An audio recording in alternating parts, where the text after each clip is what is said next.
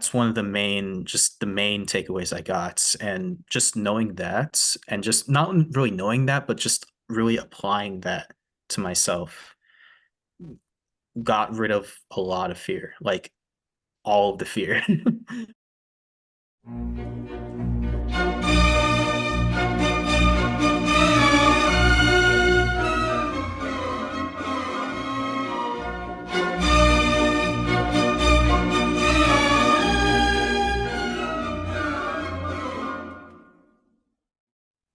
Hello, and welcome to interview number 31 of Whatever. And tonight, we have another special guest, my nephew, Kyle Perea. Kyle, how are you Sure. tonight? I'm doing great. Thank you so much. Right now, I'm with my family for Thanksgiving, and I'm doing well. Awesome. I'm doing well right now. So, Kyle, where are you from? I am from Long Island. I was born in Stony Brook, but I was raised in Huntington, around in the eastern area.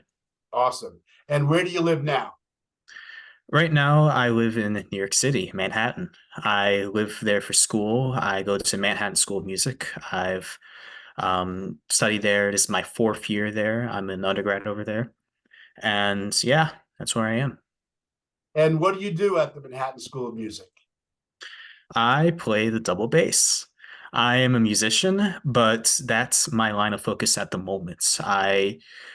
You know, I gravitated towards conducting when I was younger, but right now my focus is more on the bass and mastering that instrument. I see. And so it's classical music, and I'm going to brag a little bit. I happen to know that you played at Carnegie Hall a few times. You want to tell us about that experience? I don't want to brag or anything, but yeah, I was with the New York Youth Symphony for 2 years. I was principal bass in that. I finished up last year in this year in May of 2023 with the final concert that we had where we played Mahler One. That was my sixth concert over there, and I played Wow. the Mahler One solo, Wow. the That's famous Mahler. Yeah, for any pretty people who impressive. aren't classical musicians, it's a famous bass solo to play, especially in Carnegie Hall. And it's definitely, it's like a very required excerpt in the bass literature. Sure. So I know that you had a healing surrounding that whole experience. You want to tell the subscribers about that?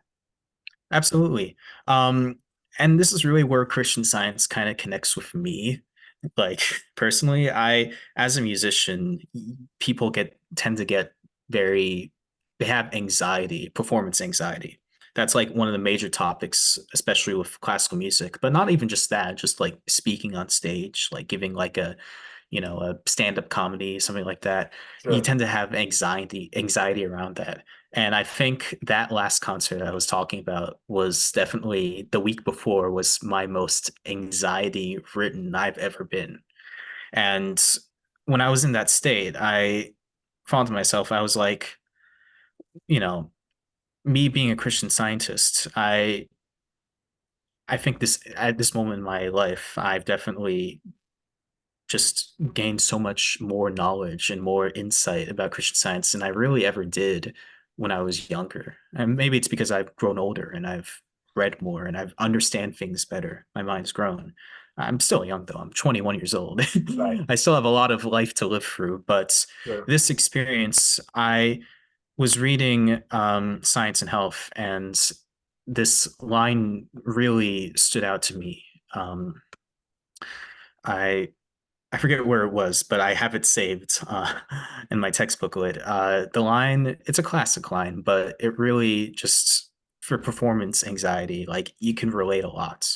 So the line is stand porter at the door of thought, admitting only such conclusions as you wish realized in bodily results, and you will control yourself harmoniously.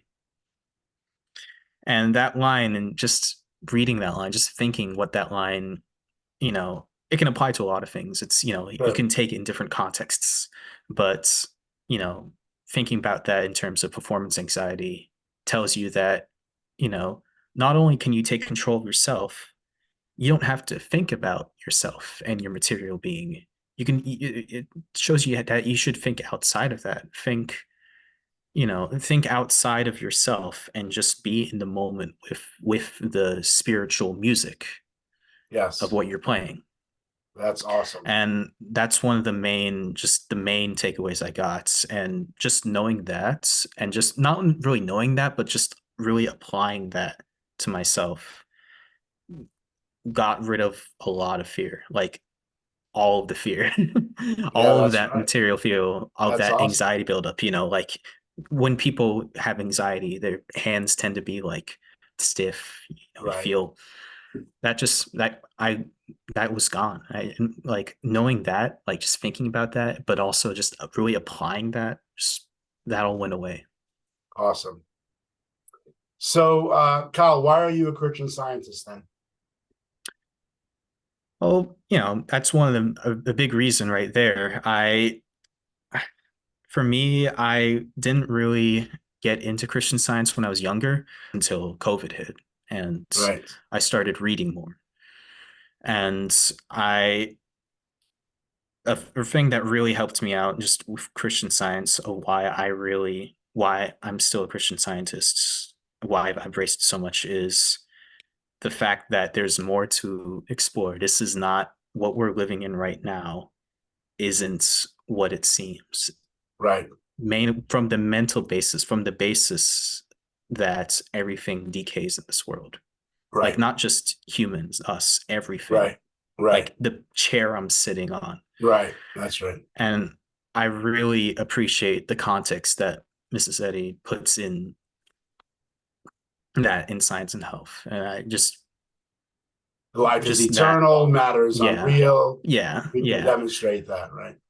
I really appreciate that because it gives me really good ambition in life, Good. just to do things that aren't material, to because music is like the clearest form, in my opinion, of divine expression. Right. And that just gives me so much more ambition in being a musician and being a good bass player. Awesome. So now we're coming to my favorite part of the interview where people talk about their whatevers and what helps them grow spiritually and so forth. And I think we would kind of assume that your whatever is playing the double bass, but you're going to throw us a curveball here, right? What is the whatever you want to talk about today? Yeah. So, and that's the main thing I was thinking about. I just didn't want to end with that. Oh, yeah, I'm a bass player. See ya. But growing up, in Long Island, I've had a community of friends that I've grown really close with still to this day. And we're all into video games and we like to play not just games, watch TV and stuff like movies, anime, whatever. But the video game aspect, I've really appreciated the musical aspect of video games. I mean, I have some favorites myself. You Sure. probably won't know about. One of my favorites is Undertale, Hollow Knight. People who know will know, but those video games left a good impression for me musically. And one of my main, I guess, whatevers I want to do is kind of combine the classical element of music, just like the way classical music is composed throughout history, and combine that with video game, uh, video game OSTs, video game music. Okay. It's kind of odd to talk about, but I just kind of fantasize the two mixing, So why do you love video game music? literally playing in the moment the video game while you're listening to the music. And I I think see. that's the intuitive nature that I really like that. I mean, it's kind of a general thing to say, but that's No, just no, why I really like video I get games. it. It's complexity, it's action and music at the same time, and there must be a really strong sense of soul there, right? Absolutely, yeah. It's Awesome. big, so I love it.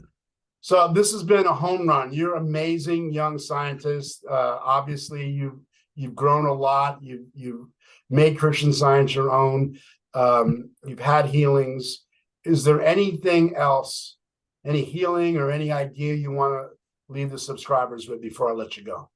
I've also learned to look at my blessings, at what I've been given, and, you know, use that. Don't, I feel like a lot of people in life like to think that they want just more and more. They want different more, when in reality, you have everything that you need right now to Yeah, be successful, to be you, to be what God created you to be. right.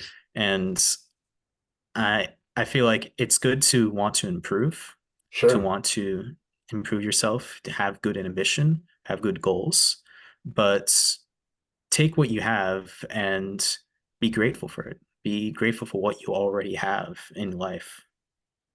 I Awesome. feel like that's one of the major things throughout college and school that I've learned. I've That, well, not learned, but applied to yeah, myself. yeah.